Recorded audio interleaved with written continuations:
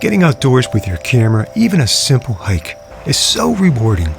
We connect with nature, discovering serenity and peace on the trailhead, whilst adding to the benefit of physical exercise.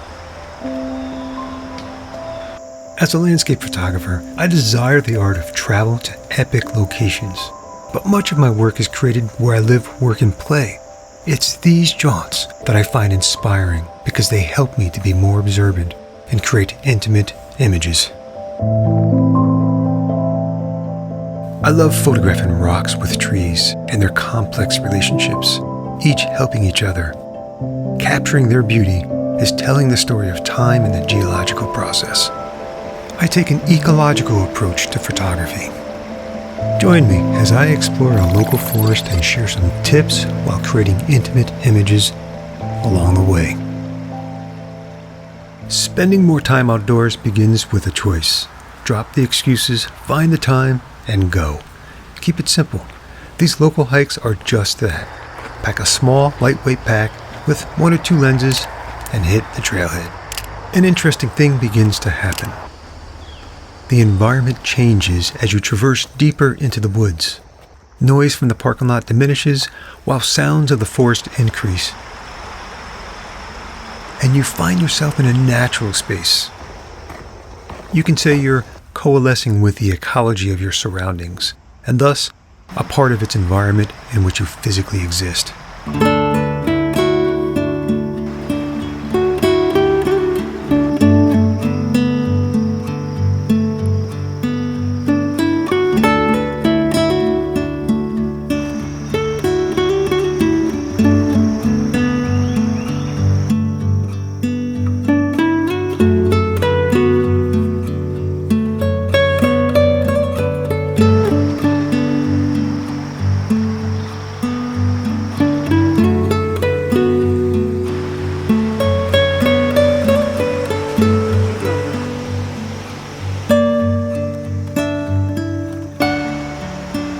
James Gibson's theory of visual perception states that the visual environment gives us all the information we need to perceive and function correctly within it. Visual perception naturally gives us information such as the quality of light, color, textures, elements, and shapes, all of which we use to make better decisions for expressive and artistic photography. So, to create better photographs, we first need to begin by connecting with our environment, and that requires time. Don't just grab your camera, aim, and shoot. Rather, observe your surroundings. Listen, smell, visualize, and look for elements of interest. I always begin by asking myself, what is nature doing? Then I'll answer those questions, which help me to go deeper and discover better compositions. When packing a day kit, I also bring a lightweight tripod. The disadvantage is that they are not as stable, especially if you raise the center shaft. So to remedy this, I'll set a 5 or 10-second timer in my camera so the tripod can settle before the shutter is released. Make subtle adjustments to your composition. Look for distractions in the corner of the frame and give your subjects breathing space.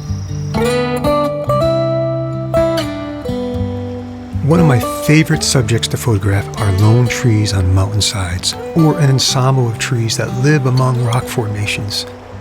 And this is about as close as I get here at home compared to, say, out west, where the magnificent juniper tree thrives growing out of granite rock. It truly is my jam. Here I chose not to include the entire reflection, as tempting as it was. Instead, I put more emphasis on grouping the deciduous trees on the upper left, placing the conifer down the center, and then balancing the scene with the lovely sloped cascading rock with bright yellows that add separation and balance to the composition.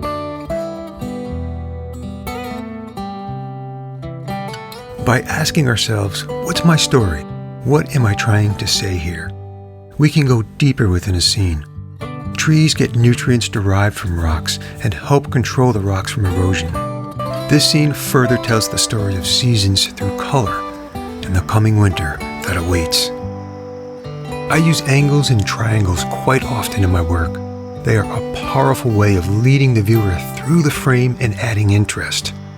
I chose a portrait orientation here to emphasize the height and strength of trees growing vertically over the rocky slope. Placing the younger tree with graceful shoots towards the lower left of the frame helps lead the eye toward the vibrant yellow foliage that fills the upper right frame with its lovely canopy as it reaches for the light. We can improve our compositional skills by taking an ecological approach to the landscape. Over the past year, I've been exploring and creating a process I call ecological photography. I teach EP at camera clubs in my workshops, where participants go beyond getting the shot by learning better storytelling and meaningfulness behind what they're creating. Ecological photography helps better connect us with our environments, become better stewards of nature, and find more meaning in our work as landscape photographers. This is still much a work in progress for me. I continue to explore this fascinating approach to first adapting to our environment, a sort of grounding in awareness, if you will, then creating images from those emotions and experiences. My research thus far has led me down the rabbit hole of ecological psychology, dynamics, and what's often called a constraints-led approach. If I piqued your interest, see links in the description for further reading.